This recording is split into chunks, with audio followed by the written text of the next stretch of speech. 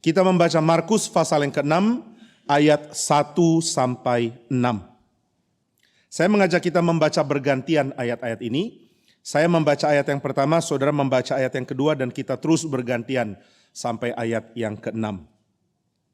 Kemudian Yesus berangkat dari situ dan tiba di tempat asalnya, sedang murid-muridnya mengikuti dia.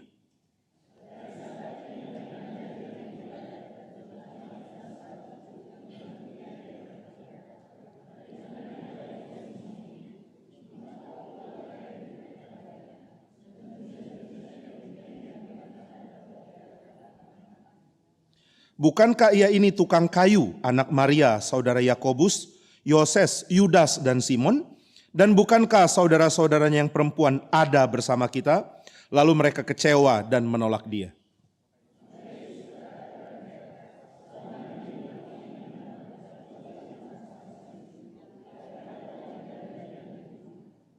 Ia tidak dapat mengadakan satu mujizat pun di sana, kecuali menyembuhkan beberapa orang sakit dengan meletakkan tangannya atas mereka.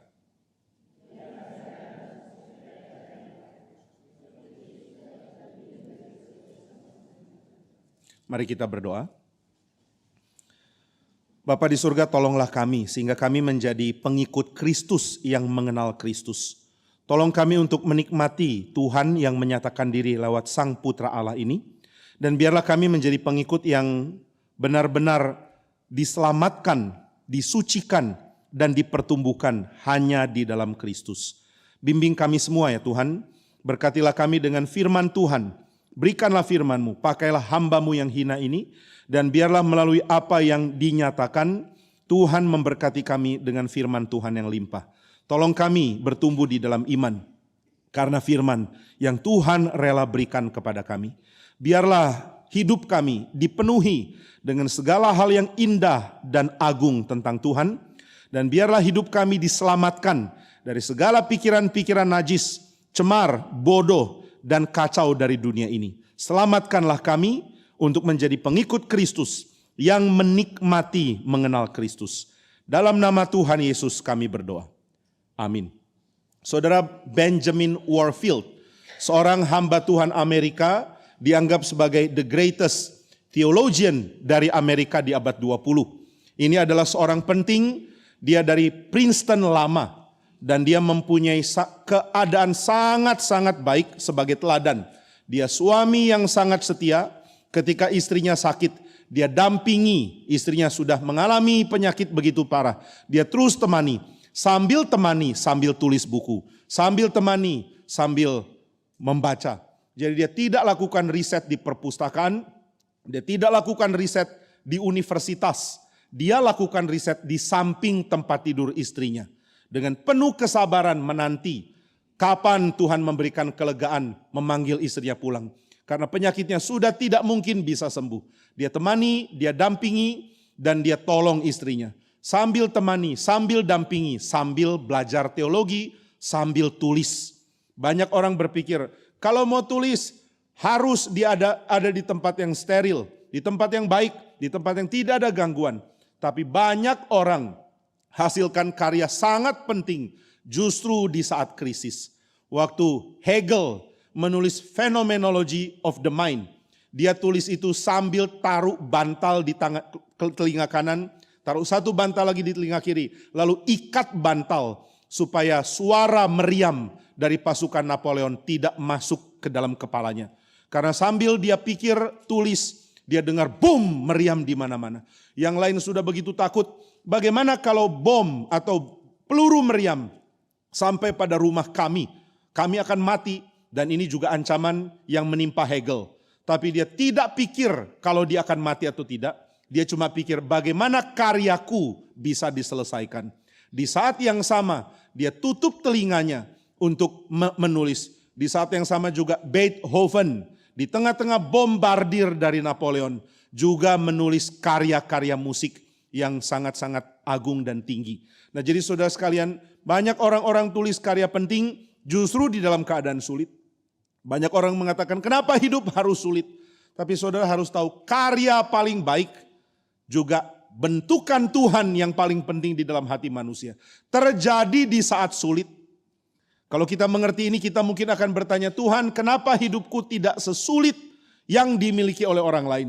Tapi hanya orang gila akan ngomong begini ya. Yakin kamu mau sulit? Tapi orang yang dibentuk di dalam kesulitan dapat pembentukan yang melampaui apapun yang lain. Tanpa pembentukan sulit, kita menjadi orang manja, orang yang terlalu lunak, orang yang terlalu santai, orang yang terlalu lemah, akhirnya gagal menikmati pembentukan Tuhan yang besar. Nah, saudara sekalian, waktu Warfield tulis karyanya, dia memberikan sumbangsih di dalam hal-hal teologi yang sangat penting. Salah satu yang penting adalah ketika dia mempelajari John Calvin.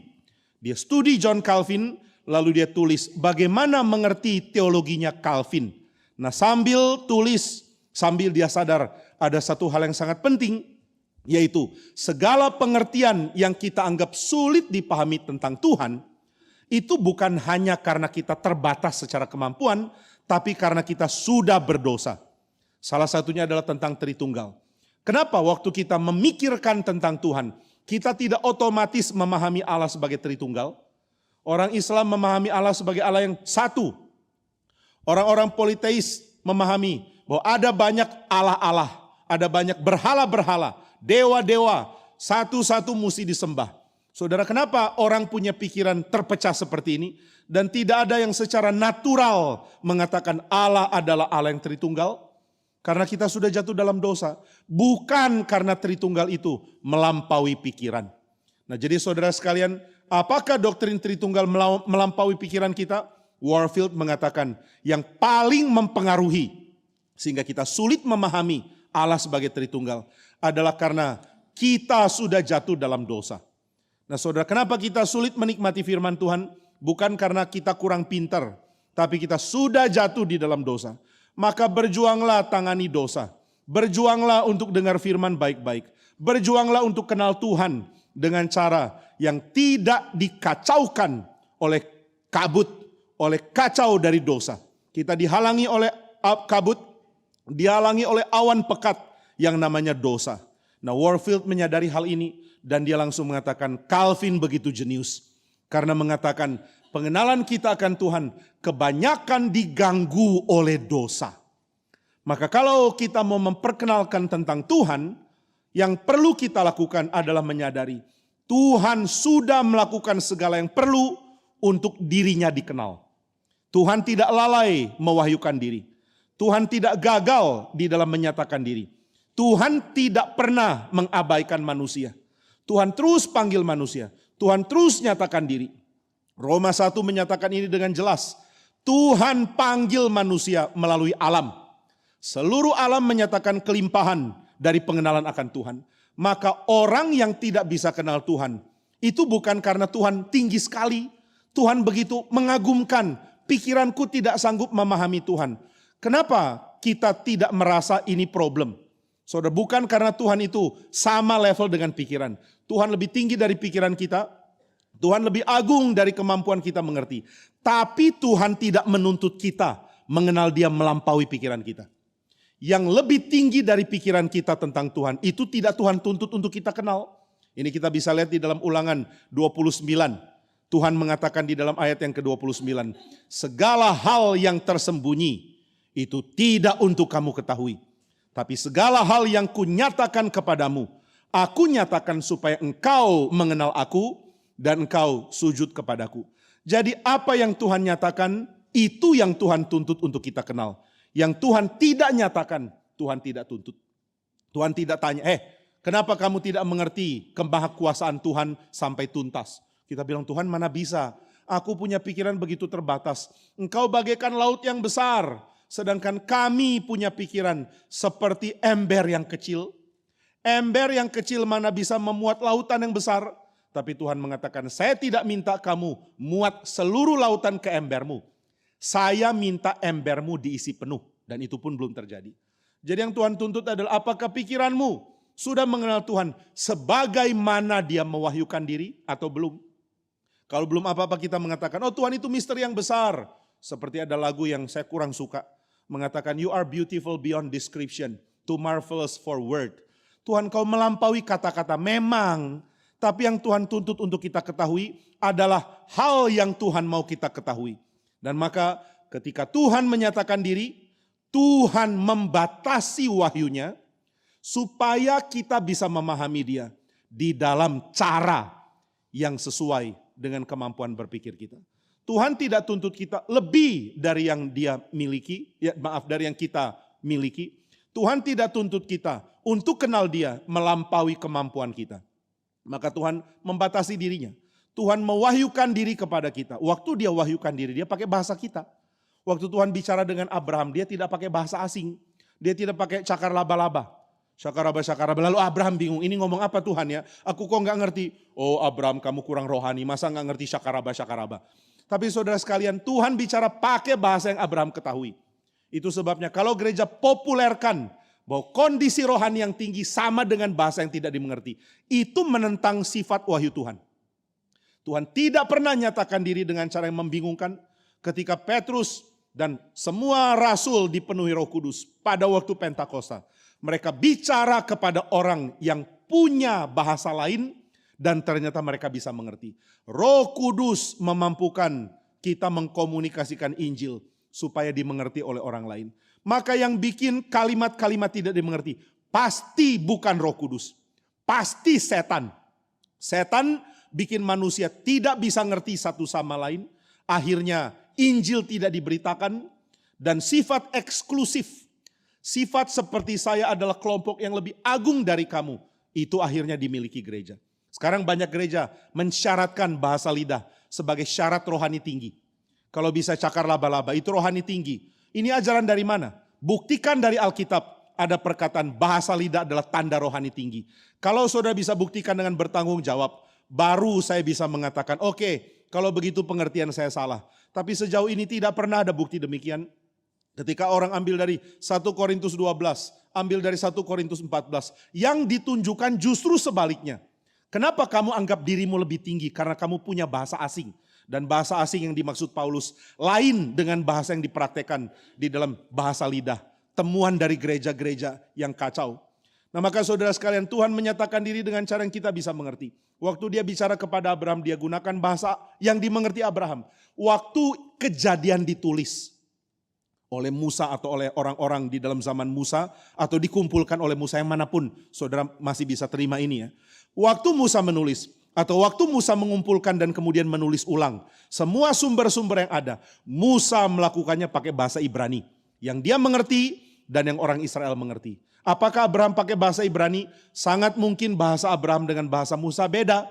Waktu Tuhan bicara langsung kepada Abraham, Tuhan pakai bahasa yang Abraham mengerti. Waktu Tuhan mau perjumpaannya dengan Abraham dicatat, Tuhan mau catatan itu pakai bahasa yang dimengerti Musa dan orang Israel. Waktu Tuhan berbicara kepada Daniel, Tuhan memakai Ibrani yang sudah tercampur dengan tata bahasa Aramaik. Jadi kalau saudara mengatakan, saya mau belajar perjanjian lama, akan ditanya perjanjian lama yang mana? Karena perjanjian lama lebih belakang, Ibraninya beda dengan perjanjian lama lebih lama. Kenapa bahasa bisa beda? Karena orang berbahasa sudah lain. Tuhan mulai pakai bahasa Aramaik, Tuhan mulai tidak pakai bahasa Ibrani. Kenapa tidak lagi pakai bahasa Ibrani? Karena bahasa ini sudah mulai dilupakan. Mirip dengan saudara yang dari tempat dengan bahasa daerah khusus. Yang dari Tiongkok sudah mungkin lupa bahasa Mandarin. Yang dari Batak sudah mulai lupa bahasa Batak. Apalagi Batak namanya Jimmy Pardede. Waktu diajak ngomong bahasa Batak, saya reply pakai bahasa Sunda. Nah saudara, orang Ibrani tidak lagi bicara bahasa Ibrani. Dan Tuhan ikuti kemampuan mereka berbicara dengan memasukkan bahasa Aramaik. Ketika Yesus Kristus berkhotbah, berbicara kepada orang-orang, dia pakai bahasa Aramaik. Karena seluruh orang Israel berbahasa Aramaik. Tapi ketika di tahun 60 dan tahun 70, berita tentang Yesus ditulis oleh Matius, oleh Markus, oleh Lukas. Mereka tidak tulis pakai bahasa Aramaik, mereka tulis pakai bahasa Yunani. Loh kenapa pakai bahasa Yunani? Karena kebanyakan orang sudah mulai tinggalkan bahasa Aramaik dan sudah mulai mengerti bahasa Yunani. Bahasa Yunani jadi bahasa yang sangat-sangat dikenal oleh penduduk dunia pada waktu itu. Jadi Tuhan memberikan dirinya dikenal sesuai dengan level kemampuan manusia. Itu sebabnya Warfield mengatakan, kalau begitu ketika engkau menolak Tuhan, Engkau tidak bisa kenal dia. Itu bukan karena engkau kurang pintar. Itu karena engkau jahat di dalam hatimu. Jadi saudara, engkau tidak kenal Tuhan karena engkau jahat. Bukan karena engkau bodoh. Kita ini terlalu melunakkan kejahatan kita ya. Aduh, tadi khotbahnya aku kurang ngerti. Nah, di satu sisi mungkin salah pengkhotbah. Di sisi lain mungkin jahatnya hati kita loh. Aku baca Alkitab aku kurang ngerti. Aku memang bodoh. No, kamu bukan bodoh, kamu jahat. Kenapa jahat? Pikiranmu tidak mau kenal Tuhan. Engkau menolak dia. Maka Warfield mengatakan, siapa yang pikir Tuhan tidak langsung kenal dia Tritunggal. Itu terjadi bukan karena engkau tidak pintar. Itu bukan terjadi karena pikiranmu kurang canggih. Tapi itu terjadi karena engkau sudah berdosa. Andaikan engkau tidak berdosa, engkau otomatis akan kenal Tuhan sebagai Tritunggal. Andai engkau tidak jatuh dalam dosa, engkau langsung kenal dia sebagai 3 pribadi, 1 substansi. Dan dengan demikian seluruh pembacaan Alkitab menjadi harmonis. Kenapa harmonis? Karena engkau sudah langsung kenal Allah itu Tritunggal. Tapi karena kita jatuh dalam dosa, waktu kita baca kita bingung. Loh, Allah itu 1 atau 3? 1 ya 1, 3 ya 3. 3 enggak boleh 1, 1 enggak boleh 3. Maka yang ngotot mengatakan Allah itu 1. Langsung hina orang Kristen. Kenapa kamu percaya Yesus adalah Allah? Katanya Yesus Allah, kok dia punya Bapa? Bapa itu Allah juga. Jadi Allah ada berapa? Orang Kristen bilang 1. Kok 1? Ada Yesus, ada Bapa. Lalu ada Roh Kudus, itu apa lagi? Roh Kudus itu Allah. Jadi Yesus Allah, iya. Bapa Allah, iya. Roh Kudus Allah, iya. Allahmu 3? Tidak. Loh kok bisa? Allahmu berapa? 1. Oh berarti Yesus, Bapa dan Roh Kudus itu pribadi yang sama? Enggak, 3 pribadi. Loh kok bisa begitu? Aku enggak merasa ini bisa diterima oleh otakku. Saudara kalau berani jawab sesuai yang Warfield bilang. Karena otakmu jahat. Kok jahat? Bukan jahat. Aku merasa itu teori terlalu menjelimet. Bukan teorinya menjelimet. Tapi pikiranmu jahat. Pikiranmu berdosa. Karena engkau berdosa, engkau tidak bisa kenal Allah sebagai Tritunggal. Ini salah satu sumbangsi dari Warfield. Jadi apa yang membuat kita gagal kenal Tuhan? Sudah berdosa. Apakah Tuhan tidak ada usaha untuk memenangkan kita? Ada. Tuhan secara penuh tanggung jawab menyatakan diri secara lengkap. Tuhan tidak lalai di dalam kewajiban mewahyukan diri. Saudara mungkin mengatakan, andaikan Tuhan nyatakan dirinya dengan cara yang megah. Dia menunjukkan diri dengan sinar terang. Kemudian dia menampakkan diri dengan cara goncang. Pasti kita akan sujud kepada dia. Betul nggak? Betul ya? Umpama saudara pulang dari GRI Karawaci, saudara dengar khotbah dari seorang namanya Jimmy Pardede. Lalu saudara merasa, ya saya kurang diyakinkan. Kenapa? Karena yang khotbah itu manusia. Manusia mengatakan ada Tuhan, tahu dari mana dia benar. Cuma manusia, apalagi kalau namanya Jimmy. Saya kurang percaya orang namanya Jimmy. Dulu ada Jimmy Carter, saya nggak percaya. Sekarang ada Jimmy Pardede, saya juga nggak percaya. Pokoknya yang Jimmy-Jimmyan kurang bagus lah. Jadi saudara tidak diyakinkan, saudara keluar mau ke parkiran mobil, tiba-tiba ada cahaya terang. Kemudian saudara jatuh dan langsung buta. Kemudian cahaya itu mengatakan, mengapa engkau menganiaya aku? Wah saudara kaget dan mengatakan, siapakah engkau Tuhan? Akulah Yesus yang kau tidak percaya waktu dengar Jimmy Pardede tadi. Oh kalau gitu aku minta maaf. Andaikan aku bisa percaya tadi, aku tentu tidak bertemu engkau. Jadi ada bagusnya aku gak percaya Jimmy, supaya ketemu Tuhan Yesus. Nah kan bukannya kalau begini lebih gampang ya. Jika Tuhan teriak dari sorga, kita akan kenal dia. Tapi saya ingin membuat pikiran saudara menjadi terbalik. Karena pikiranmu sudah terbalik, jadi kalau saya terbalikkan jadi benar. Sekarang saya minta saudara mengerti satu filosofi yang penting. Saudara merasa terang yang mengagetkan, itu sesuatu yang akan bisa bikin saudara percaya. Karena apa? Ya karena itu enggak wajar. Yang wajar adalah yang alami. Nah tapi saudara pikir enggak, kalau misalnya sehari-hari yang wajar adalah Tuhan menampakkan diri dengan bruk, tiba-tiba ada cahaya, tiba-tiba ada suara. Maka saudara mungkin akan mendambakan cara yang lain. Semua cara yang dianggap wajar itu mulai diremehkan. Saudara akan meremehkan hal yang saudara encounter tiap hari. Kenapa ya? Kalau Tuhan tiba-tiba ngomong mengguntur, lalu seluruh bangunan goncang, kemudian ada suara mengatakan, akulah Tuhan, saudara langsung percaya. Tapi bayangkan kalau tiap hari kayak begini. Tiap pagi ada goncang, akulah Tuhan. Tiap pagi bangun, ada suara lagi, akulah Tuhan. Tuh, tiap hari ada kok. Aku ragu loh kalau ini Tuhan beneran. Kenapa? Tiap hari ada. Jadi saudara mau minta mujizat, nggak tentu saudara percaya. Kenapa nggak tentu? Karena saudara cuma mau yang aneh. Kalau biasanya A, aku mau B. Begitu B jadi biasa, aku mau A. Saudara, orang Israel pertama kali lihat ada terang Tuhan di atas gunung Sinai, langsung kaget-kaget. Tapi enggak berapa lama, berapa puluh hari kemudian langsung bikin lembu emas. Kenapa bikin lembu emas? Karena gunung yang berapi, yang gemetar, yang ada suara sangkakala, biasa. Tiap pagi bangun biasa kok. Ini mirip dengan pengalaman saya datang ke Danau Toba ya. Pertama kali datang ke Bali, lihat Danau Toba, wah bagus ya. Kali kedua, wah. Kali ketiga, wah. Kali keempat, wah. Kali kelima, kali keenam kapan pulang? Mulai. Saya ketemu ibu-ibu lagi nyapu, saya coba menyapa karena waktu itu masih orang baru kan mesti menyapa orang lama ya. Bu, apa kabar? Bagus ya pemandangannya. Dia dengan enteng bilang, biasanya itu. Biasa aku lihat begini. Lihat mall itu baru nggak biasa. Nah dia kalau lihat mall dia akan kagum, wah kok ada mall? Kita lihat mall sudah muak.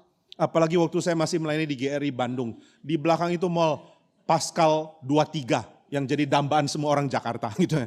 Saya nggak ngerti orang Jakarta kendara jauh-jauh. Dulu kalau belum ada tol layang, saudara bermacet-macet sampai di Bandung, datangnya ke Pascal 23. Saya ketemu orang Jakarta, orang pusat, lalu bilang, Pak Jimmy, kau ada di sini? Iya, lagi liburan. Liburan kenapa ke mall? Emang Jakarta kekurangan mall? Saya nggak ngerti. Nah tiap hari kita lihat mall kita rasa biasa. Tapi orang nggak pernah lihat mall kagum. Kita jarang lihat danau besar, kita kagum lihat danau besar. Saudara, orang Kalimantan datang ke Surabaya. Lalu satu kali dia lewat sebuah jembatan lewatin sungai. Kemudian orang di daerah, waktu itu lewatin Gempol. Waktu itu orang yang kendarai mobil mengatakan, nah ini jembatan di atas sungai, Porong. Dia lihat sungai lalu bilang, di Kalimantan ini got. Katanya, sungai kok kecil begini? Ini bukan sungai, perahu aja nggak bisa lewat dibilang sungai. Orang Kalimantan biasa lihat sungai besar bukan main. Orang Surabaya, orang Gempol lihat sungai besar gitu kaget. Tapi bayangkan setelah dia 1 bulan di Kalimantan jadi biasa. Jadi kalau saudara mengatakan, andaikan ada mujizat, bukan mujizat. Engkau tidak harga yang biasa. Engkau mau yang luar biasa. Tapi yang luar biasa kalau jadi biasa, engkau jadi biasa lagi. Maka jangan bilang Tuhan sih enggak menyatakan diri. Dengan cara yang saya mau. Andaikan dia tiba-tiba bicara. Andaikan tiba-tiba ada cahaya. Andaikan tiba-tiba ada gempa. Ya kalau tiap kali Tuhan bicara kayak gitu, lu juga bosen. Saudara juga akan tolak lagi. Maka jangan pikir hal mujizat akan membuat engkau datang ke Tuhan. Karena begitu yang mujizat jadi biasa, akhirnya jadi biasa. Bayangkan ya ketika Yesus menyembuhkan orang, pertama kali orang kaget. Lama-lama disentuh Yesus sembuh, disentuh Yesus sembuh. Lama-lama jadi biasa, disentuh sembuh, oh ya sembuh. Enggak kaget, biasanya itu. Mirip ibu-ibu itu. Nah jadi saudara mulai harus pikirkan hal ini. Benarkah kalau yang alamiah itu berarti Tuhan gagal menyatakan diri? Kalau engkau mau menyatakan diri, nyatakanlah dirimu dengan cara ini dong. Tapi kalau Tuhan ikut engkau pakai cara itu, lama-lama engkau juga bosan. Lalu mengatakan, jangan cara ini, cara itu. Jadi cara yang engkau propose ke Tuhan. Tuhan nyatakanlah diri dengan cara ini. Enggak tentu membuat engkau percaya kepada Tuhan. Nah maka Tuhan sudah pilih cara. Kenapa kita tidak belajar untuk mendalami cara Tuhan? Tuhan pakai cara apa? Alkitab mengatakan pakai alam. Alam itu begitu luar biasa. Kita sudah biasa sih, tiap pagi tiba-tiba ada cahaya yang levelnya menerangi seluruh dataran yang kita bisa lihat. Pagi-pagi mulai muncul cahaya yang bukan cuma menerangi kamar, tapi menerangi semua. Cahaya yang begitu kuat dari benda yang jaraknya begitu jauh dari kita. Saudara, bukankah ini hal yang luar biasa? Tapi sudah mulai jadi biasanya itu. Jadi tema khotbah hari ini adalah biasanya itu. Matahari pagi terbit, oh alangkah mengagumkan. Biasa tiap hari juga dia terbit. Mana ada hari dia nggak terbit? Hari dia nggak terbit ya kiamat. Tiap hari dia terbit, apa yang mengagumkan? Tapi Alkitab mengatakan ketika matahari terbit, dia sedang berkhotbah. Matahari itu berkhotbah loh. Saudara nggak pernah dengar sih. Matahari lagi berkhotbah mengatakan, Tuhannya Abraham, Ishak dan Yakub hadir. Itu yang dia khotbahkan. Tiap hari matahari berkhotbah, tiap pagi dia mengatakan, Yahweh adalah Allah pemilik alam semesta. Tapi apakah engkau dengar? Tidak. Apakah manusia bertobat? Tidak. Apakah manusia datang ke Tuhan? Tidak. Kenapa tidak datang? Karena dosa. Bukan karena Tuhan kurang hebat menyatakan diri. Saudara kalau mau mendalami matahari, coba dengar khotbahnya Pak Tong ya. Pak Tong itu ahli matahari. Yang itu ya, bukan department store. Nah, dia sangat ngerti apa yang terkandung dalam matahari, berapa ratus atau berapa ribu atau berapa puluh ribu atau berapa juta, saya nggak tahu angkanya berapa. Berapa juta kali energinya dari ledakan bom nuklir. Itu matahari begitu luar biasa. Kenapa kita anggap biasa? Karena tiap hari ketemu. Tiap hari ketemu jadi biasa. Mirip dengan kalau saudara menikah, sudah menikah, pasangan jadi biasa. Celaka loh kita kalau kita rasa pasangan biasa. Kalau dia jadi biasa, tiap hari juga ketemu. Waktu pacaran mau kejar-kejar. Begitu sudah nikah lama mau lari-lari. Orang gila kayak begini. Saudara mulai mengagumi, belajar kagum sampai mati. Itu baru namanya menikah. Ada yang mengatakan kepada saya, Pak saya nggak mau menikah. Kenapa nggak mau menikah? Karena rasanya pernikahan itu berat. Loh kalau pernikahan berat berarti hidupmu juga berat. Iya tapi Pak gimana ya? Bangun lihat orang yang sama tiap hari. Bukankah itu berat? Loh kamu tiap hari lihat cermin juga sama loh. Itu berat loh. Tiap hari sikat gigi itu berat. Kalau ini berat. Kalau tiap hari sama dengan berat. Maka segala tindakanmu tiap hari itu juga berat. Lihat mukamu di cermin. Apa engkau gak muak? Ya dia lagi. Makanya supaya gak muak langsung tambah berat badan biar beda. Nah ini beda. Tahun lalu gak segini gitu ya. Nah saudara. Kenapa kita menganggap yang tiap hari itu biasa? Karena kita berdosa. Dosa bikin kita seperti itu. Karena dosa kita ingin tambahan. Tapi ada seorang namanya Georg Simmel. Simmel mengatakan istilah yang namanya blase. Blase. Ini bahasa Prancis ya. Sudah tahu bahasa Prancis ya. Bahasa yang masuk semifinal. Nah saudara, waktu dia perkenalkan konsep blase. Apa artinya blase? Blase artinya adalah hal yang biasa. Tadinya engkau kejar jadi biasa. Kenapa jadi biasa? Karena penambahan kesenanganmu akhirnya dinetralisir oleh rutinitas. Misalnya, saudara pertama kali beli mobil, rasa senangnya anggaplah kalau diangkakan, angkanya 80. Wah beli mobil. Mobil apa pertama? Jonathan mau berharap punya mobil apa pertama? Sudah mobil ketiga sekarang ya? Mobilnya ada? Mobil apa? Honda. Waktu pertama punya senang gak? Angka 80 lah ya. 80. Sekarang gimana lihat Honda itu? Biasa, angka berapa? 50. 50. Angka 50. Angka dia turun sesuai dengan harganya gitu ya. Harganya makin turun, angkanya juga turun. Dia lihat mobilnya 50. Waktu pertama beli kenapa 80? Ya karena pertama. Lama-lama jadi biasa angkanya 50, akhirnya 30. Lama-lama 20. Kemudian Jonathan akhirnya beli mobil baru. Namanya apa? Namanya adalah Lamborghini. Punya Lamborghini. Begitu punya Lamborghini, saudara tebak kira-kira angka yang diberikan untuk menghargai berapa? Enggak beda dengan waktu dia pertama punya Honda. 80, 85, top paling 90. Levelnya enggak, aku rasa senang banget. Tapi Georg Simmel mengatakan enggak, kamu rasa senang karena kamu mulai dari 30. Kamu lihat mobilmu yang lama 30, begitu lihat mobil yang baru plek langsung 80. Maka waktu dia sudah terbiasa dengan Lamborghini-nya, akan turun lagi. Hari pertama 85 nilainya. Bulan kedua mulai 80. Tahun ketiga sudah mulai pikir, Lamborghini sudah keluarkan model baru. Kok aku masih pakai yang ini ya? Mirip dengan HP-mu kan? Pertama beli kayaknya wow banget. Habis itu mulai, loh keluar yang baru. Kenapa ini diganti ya? Kenapa udah ada yang baru? Akhirnya angkanya bertambah terus. HP kita tuh selalu ada edisi yang kelima, keenam, belasan, puluhan. Heran ya, kenapa nambah terus? Karena yang jual perlu hidup. Bayangkan ya kalau CEO Apple nggak dapat makan, dia bisa mati loh. Masa makan cuma Apple? Nggak bisa. Nah maka dia perlu uang. Gimana supaya perlu uang? Ya tambah angka. Kalau nggak tambah angka dia nggak bisa makan. Jadi kasihanilah CEO yang miskin itu. Nah maka saudara, waktu dia pakai Lamborghini lama-lama turun jadi 40. Kemudian untuk bisa angka 80 lagi. Dia nggak bisa ganti Lamborghini dengan Honda lagi. Begitu dia ganti dengan Honda, minus angkanya. Kalau begitu supaya aku 80 gimana? Nggak bisa beli Lamborghini. Loh kenapa? Karena dia sudah ada dalam angka 30. Begitu dia beli Lamborghini yang baru naiknya cuma sampai 70. Kalau begitu supaya aku 85 gimana? Ya mesti Rolls Royce. Kenapa mesti Rolls Royce? Karena ini model baru. Masuk ke dalam Rolls Royce, lihat langit-langit mobil, ditaburi berlian. Ini mobil gila ya, udah gak tahu gimana caranya bikin mahal. Akhirnya langit-langit ditaruh berlian. Saudara cuma berlian ada di tanganmu kan? Gak ada juga sih. Tapi orang punya Rolls Royce bisa pesan, taburi berlian atasnya. Waktu lihat berlian angka 85 lagi. Tapi bayangkan untuk nanti angka 85 mesti beli apa lagi ya? Udah gak tahu apa lagi. Nah jadi saudara untuk tambah peningkatan uangnya banyak. Maka Georg Simmel mengatakan salah satu bahayanya uang adalah uang bikin rasa blase. Apa itu blase? Rasa untuk dapat angka 85 lagi. Itu mesti keluarkan uang luar biasa banyak. Anak muda ya waktu masih kuliah dapat tempat kos baru senangnya angka 85. Tapi begitu sudah kerja mau cari rumah yang kecil angkanya 40. Mesti rumah bagus, mesti di lingkungan bagus, mesti tempat paling aman, mesti tempat mirip Eropa, baru angka 85. Tapi tempat kayak gitu, itu hutang 8 generasi kali. Terus gimana dong? Nah ini namanya belasai. Maka Georg Simmel mengatakan bahayanya masyarakat perkotaan adalah sifat yang gampang merasa jenuh. Lalu untuk naikkan level, perlu biaya besar bukan main. Dan ini yang kita kejar. Kita mati-matian kerja untuk apa? Untuk rasa belasai, untuk mengatasi belasai tadi. Maka saudara mati-matian banting tulang, banting otot, apalagi yang dibanting. Banting teman, banting orang, semua dibanting supaya dapat uang. Untuk apa uang? Supaya mengatasi rasa belasai. Inilah jahatnya dunia di dalam sistem perekonomian yang terkacaukan di perkotaan zaman modern. Nah kalau begitu, kalau saya sudah mulai terbiasa, lalu mulai turun penghargaan, hati-hati. Kenapa?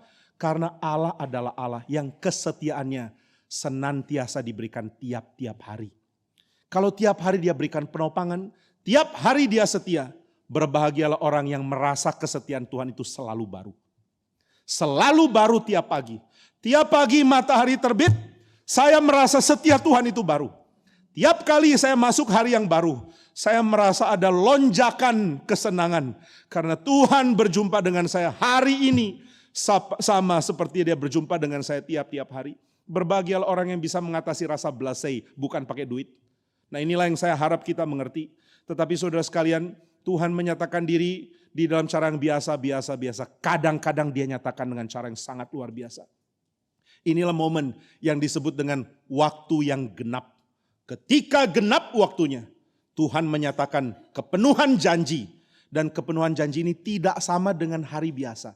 Ada hari biasa, ada hari yang khusus. Hari yang khusus ini yang dinanti-nantikan oleh umat Tuhan. Oke, kami menantikan hari ini, maka kami menjalani hari yang biasa dengan penuh kesenangan. Kenapa dengan penuh kesenangan? Karena the day akan datang. Hari di mana Tuhan menggenapi kehendaknya. Itu akan tiba dan aku ingin masuk ke dalam hari itu. Salah satu hari yang sangat penting adalah hari kedatangan Mesias. Ini dinanti-nantikan oleh begitu banyak orang. Datangnya Mesias adalah hari utama bagi orang Israel dari dulu sampai sekarang. Sampai sekarang mereka masih menantikan Mesias. Mereka menangis di tembok ratapan mengharap Tuhan kirimkanlah Mesias. Mereka rindu Mesias itu datang. Kenapa? Karena Mesias datang adalah pernyataan sangat penting dari Tuhan. Ini adalah puncak revelasi, puncak dari wahyu. Tuhan menyatakan diri lewat alam, Tuhan menyatakan diri lewat firman, dan Tuhan menyatakan diri lewat Kristus. The Christ event, kalau dikatakan oleh teologi perjanjian baru. The Christ event adalah peristiwa paling penting di dalam seluruh relasi, sejarah relasi antara Tuhan dan umat Tuhan. Abraham menantikan Christ event. Dikatakan oleh Tuhan Yesus di dalam Yohanes di pasal yang ke-8. Yesus mengatakan bahwa apa yang kamu nanti juga Abraham nantikan. Maaf di pasal yang 10 ya, saya agak ketukar. Waktu yang dinantikan oleh kamu juga dinantikan oleh Abraham. Abraham bapamu bersuka cita karena dia sudah melihat hariku. Orang kaget. Engkau belum 40 tahun. Engkau sudah bertemu dengan Abraham. Dan dia mengatakan sebelum Abraham lahir aku ada. Ini kata ego eimi yang sangat berulang di dalam Injil Yohanes. Tuhan Yesus mengatakan the Christ event. Itu sudah dinanti-nantikan oleh nenek moyangmu. Abraham tunggu-tunggu kapan Mesias datang. Dan begitu Mesias datang dia bersuka cita. Kenapa waktunya Mesias ini penting? Karena ini adalah puncak pernyataan Allah. Tapi saudara, puncak pernyataan Allah ternyata tidak bersifat eskalasi dari sifat otherworldly-nya Tuhan. Bukan. Tapi justru sifat inkarnasi yang ada pada level tertinggi. Nah ini pengertian hanya bisa diterima oleh orang yang memiliki iman. Yesus Kristus berkali-kali memberikan perumpamaan dan dia mengatakan barang siapa bertelinga hendaklah ia mendengar. Banyak orang salah mengerti, pikir perumpamaan itu untuk menolong kita mengerti hal yang sulit. Tuhan Yesus itu baik ya, dia kasih cerita sederhana. Tapi coba baca di dalam Alkitab, dikatakan oleh Tuhan Yesus supaya siapa mengerti, yang enggak mengerti ya sudah enggak mengerti. Tapi kepada murid-murid dia memberikan penjelasan tambahan.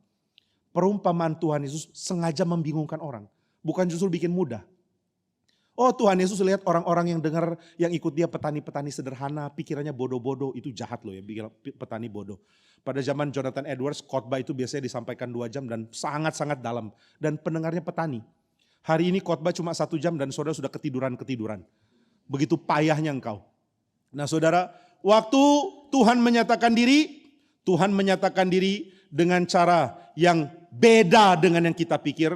Kita berpikir cara apa? Kita berpikir dengan momen apa? Kita berpikir dengan model apa? Tuhan nyatakan dengan cara yang beda. Kita selalu ingin, oh bagaimana mengerti kelimpahan Tuhan? Bagaimana mengerti kemuliaan Tuhan? Bagaimana mengerti level yang otherworldly? Level yang tinggi waktu Tuhan menyatakan diri. Tapi Tuhan mengatakan ketika peristiwa Christ event hadir, pada waktu itu Tuhan justru menunjukkan kesempurnaan di dalam kerelaan dia untuk merendahkan diri.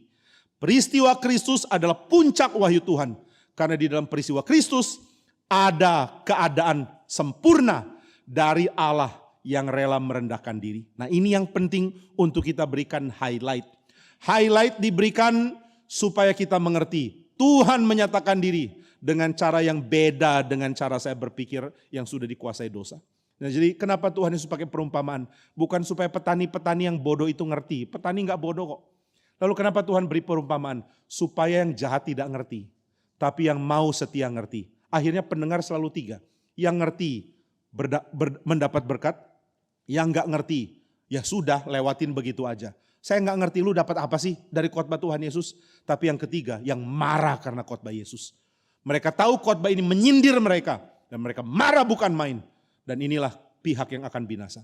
Kelompok pertama yang dapat anugerah dengar, mereka mengerti. Kelompok kedua yang tidak dapat anugerah dengar dan mereka dilewatkan oleh anugerah Tuhan.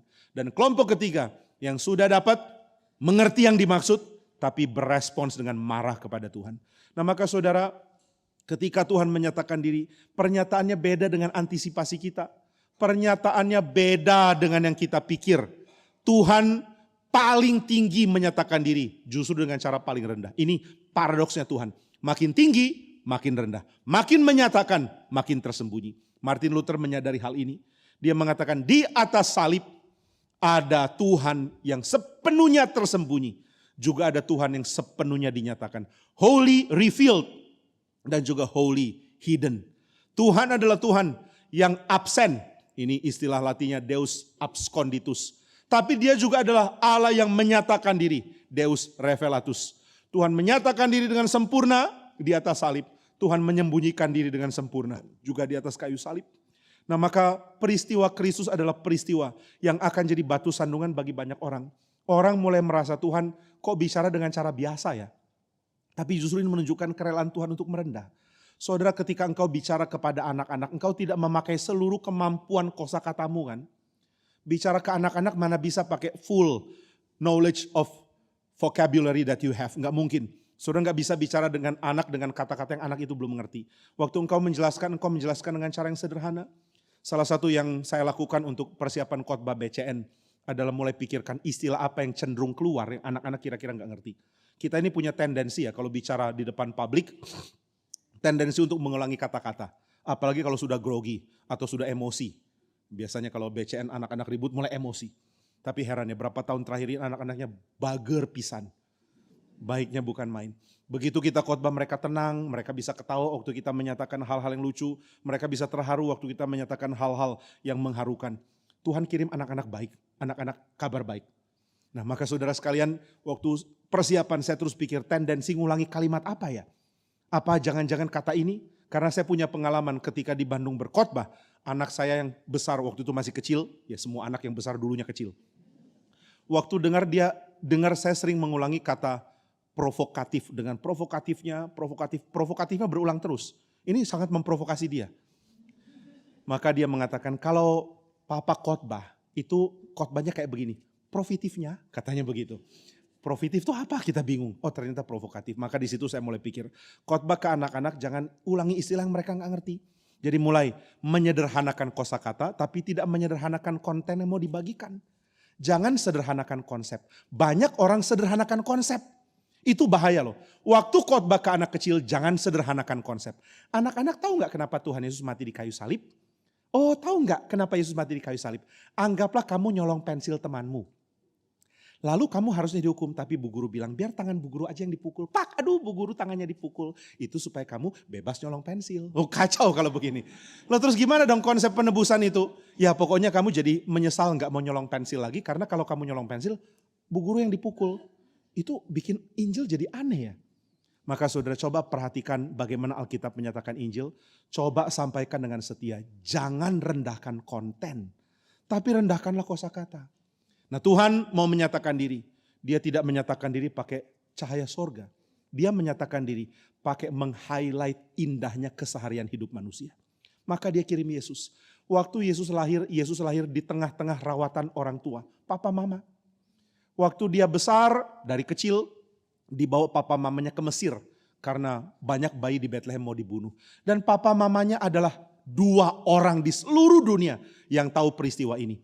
Bahwa di Bethlehem anak-anak mau dibunuh karena anak mereka. Dan setelah Herodes mati, Yesus Kristus akhirnya dibawa ke Nazaret. Waktu dibawa ke Nazaret, Yesus masih balita. Dan orang tuanya gak bisa bilang, teman-teman, tetangga, semua kawan-kawan pada ngumpul yuk. Lalu mereka ngumpul, ini anak ini spesial banget loh. Spesial apa? Tahu nggak di Bethlehem berapa tahun lalu itu ada anak-anak dibunuh? Oh iya, itu karena dia. Nggak ada yang percaya.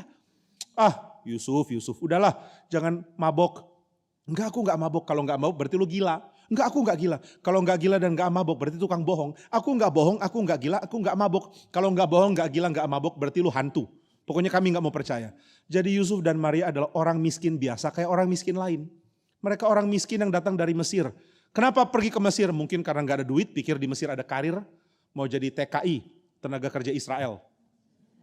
Tapi ternyata nggak berhasil, pulang kampung lagi ke Nazaret. Aduh ampun, tenaga kerja gagal, uangnya banyak nggak dari Mesir? Nggak ada, kami ya gini aja. Ya sudah, ayo buka lagi toko kayu, pertukangan kayu. Saya nggak tahu namanya toko apa dulu. Pokoknya bikin lagi kursi lah, ini ada duit dikit bikinin saya kursi ya. Oke, lalu bikin kursi. Kemudian Yesus yang masih kanak-kanak lari-lari, main, ambil kayu, kemudian main-main dengan kayu. Lalu papanya mulai ajar, jangan main di sini bahaya, kamu ke dalam ya. Kayak anak kecil biasa. Tetangganya lihat, oh lucu ya, Yesus udah umur berapa sekarang? Udah umur 4, oh lucu ya tuh anak ya, pengen dicubit pipinya. Sama dengan anak-anak lain yang kita pengen cubit pipinya. Gak ada beda, gak ada pertunjukan mujizat. Yesus gak pernah lihat orang tua lalu mengatakan, papa mama apakah roti cukup? Wah lagi kurang anak, lihat di halaman belakang papa, ada 12 keranjang. Hah, dari mana ini nak? Dari surga, Bapakku itu bukan kamu, Bapakku di surga. Oh gitu ya, gak ada kayak gitu. Biasa seperti anak kecil lainnya. Gak ada yang extraordinary dari balita namanya Yesus, anak Yusuf. Yesus bin Yusuf, anak biasa. Sama seperti yang lain. Maka tetangganya lihat tiap kali ulang tahun ya mereka kasih hadiah kecil. Ini ada apel atau ada ikan atau apapun lah. Happy birthday ya. Lalu makin lama makin bertumbuh jadi kanak-kanak. Tapi beda dengan anak-anak lain. Dia menunjukkan ketertarikan sangat besar tentang Allah. Dia begitu ingin dekat dengan Allah. Pertanyaannya pertanyaan yang sulit. Bukan karena dia jenius. Alkitab tidak mencatat Yesus adalah manusia jenius. Tapi Alkitab mencatat Yesus adalah manusia yang kecintaannya terhadap Allah begitu besar. Kita ini punya anak, kita selalu salah ngerti. Anak harus mampu bersaing di pasar. Anak jadi anak pasar. Anak harus mampu bersaing di dunia kerja. Saudara membesarkan anak seolah-olah Tuhan gak ada. Yang ada itu cuma perusahaan besar. Yang ada hanya konglomerat. Gimana caranya supaya anakku ditaksir sama konglomerat? Ya jangan lulusan Indonesia dong. Lulusan Indonesia mana bagus? Lulusan mana? Universitas Kristen. Gak usah bilang semua lah. Masa lulusan dari sini mau kerja apa? Tapi kalau referensinya CV-nya S1 dari Harvard. S2 dari Yale. S3 dari Yale. Atau apapun namanya. Nah ini nanti ditaksir sama orang-orang yang punya duit, dikasih kerja, dikasih kedudukan, dikasih gaji. Kalau anak kurang pintar kuliah bagaimana? Kalau anak kurang pintar kuliah, latih mereka untuk pintar nipu orang untuk bikin bisnis yang besar. Nah gitu ya. Jadi namanya street smart. Pokoknya bisa bikin perusahaan langsung gede, bikin usaha langsung gede. Pokoknya nggak perlu dunia akademik, yang penting lu sukses di jalanan. Jadi street kings, jadi raja jalanan. Atau raja bisnis, raja pasar, raja-raja. Satu raja dan dua raja-raja. Pokoknya jadi orang yang sukses di dunia. Saudara kok besarkan anak seolah Tuhan gak ada? Apakah engkau ateis? Jika engkau bukan ateis, kenapa tidak besarkan anak yang longingnya adalah Tuhan? Gimana supaya dia longingnya adalah Tuhan? Engkau dulu dong punya longing kepada Tuhan. Yesus Kristus besar sebagai anak yang merindukan Allahnya. Saudara, deskripsi Alkitab tentang Yesus waktu kanak-kanak bukan bahwa Yesus itu jenius. Alkitab gak pernah bilang pintarnya anak ini. Tapi Alkitab mengatakan anak ini merindukan Allah. Kenapa dia nekat ada di bait suci? Itu bukan kabur dari orang tua ya. Ada anak remaja kabur lalu dimarah-marahin sama orang tuanya dan mereka mengatakan Yesus saja boleh kabur. Loh, kapan Yesus kabur? Itu loh di Injil Lukas waktu umur 12 dia kabur. Dia nggak kabur, dia nggak pulang aja. Ya sama aku juga nggak pulang. Ya tapi lu kalau gitu harus siap 33,5 tahun disalib. Kalau mau konsisten. Nah saudara, Yesus bukan lari dari orang tua. Dia nggak mau lari dari bapaknya. Bapa di sorga, dia nggak mau lari dari Bapa. Maka dia ada di bait suci. Kenapa? Masih banyak pertanyaan. Ini para rabi, para orang-orang penting ini bisa jawab kenapa aku harus pulang. Maka dia duduk di bait suci, dia tanya. Rabi, bolehkah aku bertanya? Silakan tanya. Aku mau tanya, kenapa di dalam kitab suci orang Israel berontak? Apakah mereka kurang dapat berkat dari Tuhan? Wah, rabi-rabi bingung. Ini kok pertanyaan dalam ya? Mereka sebenarnya sudah cukup dapat berkat dari Tuhan. Lalu kenapa mereka tidak bisa mengasihi Tuhan? Ya karena dunia sangat menarik bagi mereka. Tapi apakah di dunia yang menarik dibandingkan dengan berkat Bapa yang diberikan dengan setia kepada nenek moyang kita? Wih gile, ini anak lebih pintar dari kita. Maka Yesus bukan digambarkan sebagai orang jenius. Kita maunya anak kita jenius ya. Kalau bisa umur 3 sudah S1. Saya nggak ngerti gimana caranya. Pokoknya gitulah. Nah maka saudara, Yesus digambarkan sebagai seorang yang haus akan Tuhan. Dia ingin kenal Tuhan. Kalau belum kenal mau kenal. Kalau bisa kenal cari cara kenal. Banyak orang gak mau kenal Tuhan. Maunya kenal bisnis. Maunya kenal laku. Maunya kenal supaya bisa sukses di dunia. Gak ada yang mau kenal Tuhan lagi. Tapi Yesus tidak demikian. Maka Yesus digambarkan sebagai seorang anak yang ingin kenal Tuhan. Dan anak yang ingin kenal Tuhan tidak terlalu mendapat highlight oleh dunia ini. Gak ada yang lihat Yesus spesial. Yusuf anakmu itu oke loh, tapi ya kayaknya biasa aja ya. Dia gak terlalu pintar sepertinya. Ya gak tahu Pak, tapi sih dia sangat rindu Tuhan. Tapi ya rindu Tuhan kan bukan kualitas yang terlalu penting ya. Ayo anakmu dikasih les. Aduh gak ada uang untuk les. Ayolah les apa kek, biar badannya bagus les berenang. Lalu biar otaknya pintar les. Apa sih biar pintar? Kumon. Lalu supaya dia pintar bisnis les ekonomi atau les dagang atau apapun lah. Ayolah kasih pelajaran anak-anak, aduh kami gak ada duit, udahlah gak bisa, gak sanggup, biarlah dia tumbuh apa adanya. Nanti dia gak berpendidikan, ya kami memang gak ada duit, mau gimana? Yesus lahir dan dibesarkan oleh keluarga yang gak mampu didik anak karena kurang uang. Saudara mengatakan, wah beruntungnya kami dapat berkat dari Tuhan, bisa kuliahkan anak sampai tinggi, bisa kuliahkan anak keluar negeri. Siapa bilang itu berkat? Kalau itu berkat, kenapa Yesus gak dikeluarkan keluar negeri sama Yusuf dan Maria? Mereka nabung, jual kursi sebanyak mungkin, jual meja sebanyak mungkin sampai uang terkumpul. Nah Yesus sekarang kamu bisa kuliah di Harvard. Gitu ya. Kenapa gak begitu? Gak penting bagi Tuhan. Gak penting itu semua. Tapi bagi orang Nazaret itu penting. Maka mereka gak lihat Yesus penting.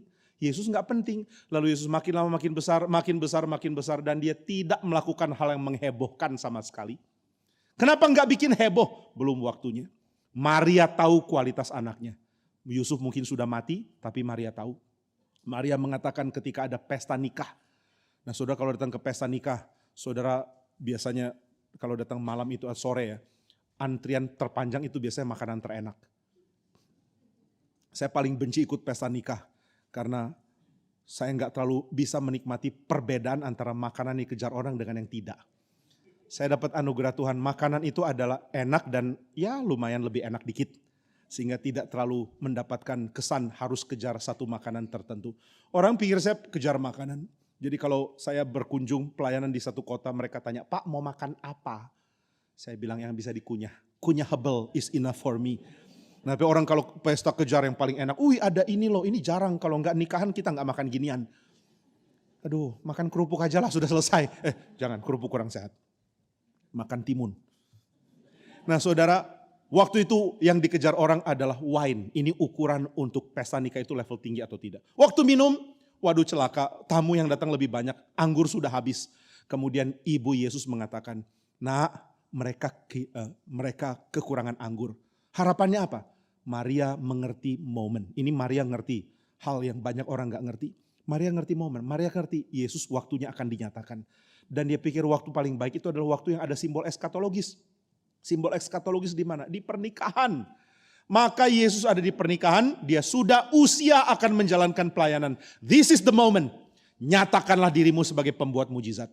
Nah, mereka kehabisan anggur. Tapi Yesus mengatakan, ibu engkau mau apa dari saya? Waktuku belum tiba. Meskipun Maria peka, tapi masih kurang peka. Kenapa kurang peka? Karena Yesus tidak akan menyatakan diri di tempat nikah. Yesus akan menyatakan diri di padang gurun. Ini Maria pun gak ngerti. Nah maka Yesus bertumbuh sebagai orang yang gak pernah kerjakan apa-apa. Yang hebat, biasa. Apa yang dilakukan Yesus? Bikin meja, bantu papanya. Setelah papanya mati, dia yang bikin meja. Banyak sekali dugaan Yusuf mati ketika Yesus masih kecil atau masih muda. Maka dia menopang keluarga. Apa sih yang dikerjakan Yesus? Dia kerja rajin. Pagi-pagi sampai malam kerja untuk cari sedikit nafkah. Supaya mamanya bisa makan, supaya adik-adiknya bisa makan. Adik-adiknya ada banyak. Seluruh keluarga mesti ditopang. Siapa yang akan topang? Harus anak terbesar. Papa sudah gak ada. Maka orang melihat Yesus sebagai orang yang sangat banting tulang untuk keluarganya. Tapi that's it. Orang miskin yang banting tulang buat keluarga. Orang miskin yang gak diperhatikan. Saudara perhatikan siapa? Matamu lihat siapa? Waktu datang ke gereja, siapa yang dianggap penting? Orang penting adalah orang kaya bagi banyak gereja yang akan dibuang oleh Tuhan. Saya bersyukur ya dalam pelayanan saya diberkati Tuhan. Saya nggak ngerti kenapa. Saya nggak layak kok. Di Malang Tuhan berkati, di Bandung Tuhan berkati, di Karawaci Tuhan berkati.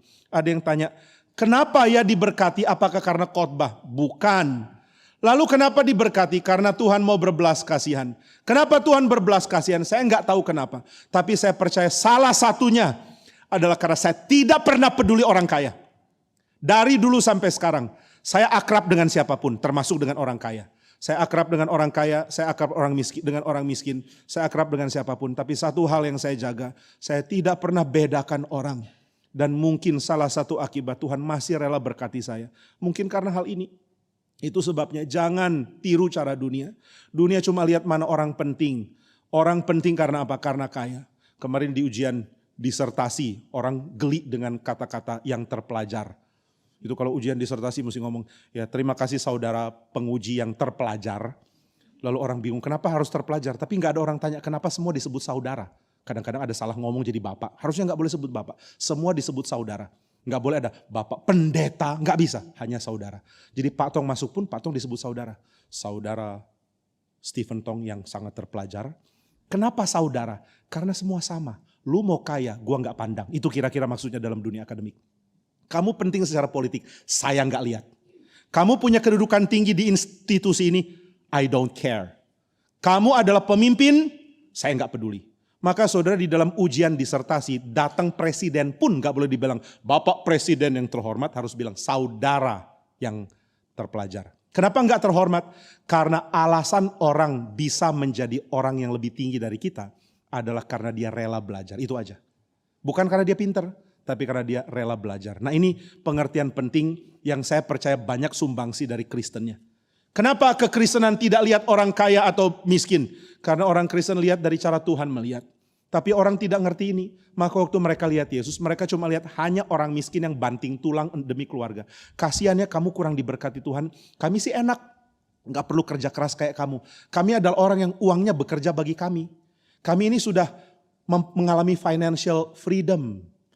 Saudara cari financial freedom, Yesus itu adalah slave for finance. Dia mesti kerja keras mati-matian. Terus gimana? Lu rasa lu lebih hebat dari Tuhan Yesus? Celakalah kamu. Oh, aku sudah mengalami financial freedom, saya rasa uang itu enggak masalah. Kalau gitu engkau dalam bahaya dong. Lalu kita kasihan sama orang yang harus kerja keras demi dapat uang kecil. Jangan kasihan sama orang miskin. Orang miskin harus kasihan sama orang kaya. Karena banyak orang kaya sudah tidak mengerti apa nilai hidup, apa arti kerja keras. Apalagi anak orang kaya. Sudah enggak ngerti apa itu kerja keras. Sudah enggak ngerti apa itu berjuang demi dapat hidup sehari-hari. Nah maka saudara sekalian orang lihat Yesus biasa. Kerjaannya apa? Banting tulang bagi keluarga. Namun mendadak dia pergi. Pergi kemana? Konon dia pergi ke daerah Yerusalem. Entah mau ngapain. Lalu pulang-pulang dengar ada gosip. Katanya dia di sana dibaptis oleh orang terkenal namanya Yohanes. Masih saudaraan katanya. Lalu Yohanes bilang yang Yesus itu yang kita kenal. Itu katanya yang akan datang. Gak ngerti saya maksudnya apa. Lalu katanya dia mulai ada murid-murid ngikutin dia. Heran ya. Lalu Yesus balik ke Nazaret. Dia sudah punya murid-murid. ada orang mengikuti dia, semua yang lain heran. Siapa sih orang ini? Katanya sih khotbahnya bagus. Ini kan yang kita kenal, anaknya Yusuf, anaknya Maria, saudaranya Simon, saudaranya Yoses, saudaranya Yudas dan lain-lain. Ini saudara-saudara Yesus. Siapa sih dia? Katanya bagus. Ya sudah, suruh dia khotbah. Lalu dia diberikan waktu untuk khotbah dan dia sengaja ambil dari Yesaya. Ini diambil dari Injil Lukas. Di dalam kitab Yesaya dikatakan, aku datang untuk memberikan kelegaan. Tapi siapa yang dapat kelegaan? Yesus mulai khotbah. Khotbahnya seperti apa? Nah saudara, ketika orang mengatakan, Yesus itu kan orang biasa. Coba khotbah. Waktu khotbah, Yesus sengaja pilih tema khotbah yang mengagetkan. Mengagetkan kenapa? Karena Yesus mengatakan, waktu ada banyak orang di Israel jadi janda, Tuhan kirim Elia ke janda di Sarfat. Waktu ada begitu banyak orang mendapatkan kusta, Tuhan kirim Elisa menyembuhkan Naaman orang kafir. Hei kamu orang Israel, Tuhan tidak berikan kamu anugerah. Karena Tuhan mau berikan anugerah ke bangsa lain. Wah, orang langsung kaget. Ini orang kita, orang miskin yang kita kenal, belagu banget sih khotbahnya. Langsung ngomong kayak begini. Lalu mereka mau dorong Yesus jatuh ke tebing. Ini Lukas memberikan laporan lebih panjang ya. Yesus didorong mau dijatuhkan ke tebing. Tapi Yesus jalan di tengah mereka dengan penuh kuasa dan mereka kaget. Ini siapa ya? Ini kan orang miskin yang kita kenal. Sekarang berani khotbah seperti ini. Nah maka saudara, Injil Markus di bagian ini menekankan tema yang sangat menakutkan bagi kita. Yaitu ketika Tuhan dianggap biasa, orang yang beriman akan mengatakan ketika Tuhan dianggap biasa. Itu berarti Tuhan menyatakan diri di dalam keseharian. Dan kita mesti menghormati kerelaan Tuhan untuk merendahkan diri, untuk menjangkau kita. Tapi bagi sebagian orang, besar orang akan mengatakan, ya Tuhan menyatakan diri dengan cara biasa seperti ini. Apa gunanya lagi kita kagum? Biasa, sudah biasa. Biasa dengar khotbah, biasa dalam kebaktian, biasa di dalam berinteraksi dengan firman. Saudara sadarkah? Ketika Tuhan memutuskan untuk menyapa saudara dengan seorang hamba Tuhan biasa. Yang penuh kelemahan berdiri di atas mimbar. Tuhan sedang menurunkan levelnya untuk sama dengan levelmu. Tuhan pakai orang yang selevel dengan engkau. Tuhan pakai orang yang merupakan salah satu dari engkau. Karena Tuhan ingin menyatakan diri dengan cara yang mungkin kita bisa terima. Maka hargailah pernyataan Tuhan yang seperti ini. Tetapi di dalam kitab suci Tuhan Yesus memberikan peringatan. Nabi tidak dihormati di tempatnya sendiri. Meskipun dia dihormati di banyak tempat lain. Ini referensi kepada Yeremia. Yeremia mengkhotbahkan Israel akan dibuang, bangsa lain akan dipilih. Mirip dengan khotbah Yesus di Nazaret, di Kaisarea, di Kapernaum. Seperti yang dikhotbahkan, dicatat oleh Lukas. Di tempatnya sendiri, dia khotbah mirip Yeremia. Tuhan akan buang kamu dan Tuhan akan panggil bangsa-bangsa lain. Nah di tengah-tengah khotbah seperti ini orang-orang marah sama Yeremia. Lalu Yeremia mengatakan, Tuhan tugasku kok berat ya, aku harus khotbah kayak begini. Dia berkhotbah di Anatot dan teman-temannya, teman-teman satu kelas, teman-teman selevel, teman-teman akrabnya mulai benci dia karena khotbah seperti ini. Lalu dia mulai khotbah sindir-sindir imam. Imam waktu itu sangat korup, mereka berani ubah, mereka menyalin kitab suci. Dan mereka ubah salinannya untuk memungkinkan politeisme. Jadi selain menyembah Tuhan boleh juga menyembah Baal. Dan ini diubah oleh mereka karena dibayar oleh raja. Jadi imam-imam terima suap. Dan Yeremia dengan keras menyindir mereka. Akhirnya Yeremia dibenci. Lalu Yeremia datang ke Tuhan. Tuhan, saya gak sanggup dibenci. Aku juga perlu komunitas. Aku perlu teman-teman. Aku perlu dukungan dari saudara-saudaraku. Tapi Tuhan mengatakan, engkau berlari dengan manusia dan engkau sudah lelah. Engkau akan berlari dengan kuda. Bukan cuma teman-temanmu, keluargamu pun akan menolak kamu. Akhirnya Yeremia makin berkonflik dengan pemimpin dan keluarganya ikut kena. Orang-orang pemimpin-pemimpin imam peringatkan keluarga Yeremia. Didik anakmu, kenapa dia khotbah kayak begini? Sindir-sindir kami. Itu anakmu bukan, itu saudaramu bukan. Coba didik dia. Kalau dia berani khotbah kayak gini lagi, kamu yang kena ya. Wah keluarganya diancam, maka keluarganya balik ancam Yeremia. Di tengah diancam, Yeremia makin gentar dan dia mulai kecewa dengan panggilannya. Dia mengatakan, Tuhan kalau begini caranya, engkau seperti sungai yang curang bagiku. Tapi Tuhan marah kepada Yeremia. Tuhan mengatakan, jika engkau bertobat saya akan pakai kamu. Tapi jika engkau tidak bertobat, kamu akan rugi. Tuhan akan buang. Yeremia akhirnya bertobat dan Tuhan pakai dia terus. Jadi Yeremia ini sulit, makin khotbah, teman-temannya sendiri gak menghormati dia. Inilah dasar Yesus mengatakan nabi tidak dihormati di daerahnya sendiri. Yesus menyamakan dirinya dengan Yeremia. Dia adalah the better Jeremiah. Dia adalah yang genapi Yeremia. Dialah Yeremia yang sempurna. Maka orang-orang sekitarnya menolak dia karena dia orang biasa. Dia nobody. Dia bukan orang penting dalam pandangan dunia. Sekarang saya mau tanya, menurut saudara apakah Tuhan penting? Penting. Kenapa penting? Jawabannya adalah karena Tuhan rela menyatakan diri dengan cara yang cocok untuk kita. Kenapa Tuhan pakai ada orang khotbah di atas mimbar? Cara itu cocok untukmu. Kenapa Tuhan gak teriak langsung dari sorga? Cara itu tidak cocok untuk saudara. Cara yang cocok adalah ada orang menyampaikan firman di dalam segala kesederhanaannya. Maka nikmatilah ibadah rutinmu. Nikmatilah keseharianmu berinteraksi dengan Tuhan. Nikmati dan hormati. Begitu saudara kehilangan hormat, saudara melakukan hal yang sama dengan orang Nazaret. Mereka menghina Yesus, mereka mengabaikan Yesus. Karena mereka menganggap ini kan cuma manusia biasa. Ini kan salah satu dari kita. Kiranya kita tidak ulangi kesalahan yang sama. Tuhan memimpin saudara mengikut Tuhan dengan segala keindahan yang Tuhan mau pilih untuk nyatakan kepada saudara sekalian. Mari kita berdoa. Bapa di surga, tolonglah kami sehingga kehidupan kami dipenuhi dengan pengenalan akan Tuhan. Dan biarlah pengenalan akan Tuhan kami pahami karena Tuhan menyatakan diri dengan cara Tuhan. Tuhan, orang-orang Nazaret pernah meremehkan Yesus karena mereka tahu siapa Yesus. Mereka bertumbuh bersama dengan Yesus. Mereka melihat dia anak biasa yang bertumbuh jadi orang dewasa biasa. Tapi kami tahu dia tidak biasa. Tuhan memutuskan untuk menyatakan diri dengan cara biasa melalui dia. Dan kami bersyukur karena kami boleh beriman dan mengerti pernyataan Tuhan ini. Tolong kami untuk melanjutkan iman ini melalui interaksi kami dengan Tuhan. Biarlah setiap ibadah kami hormati sebagai waktu kami berjumpa dengan Tuhan.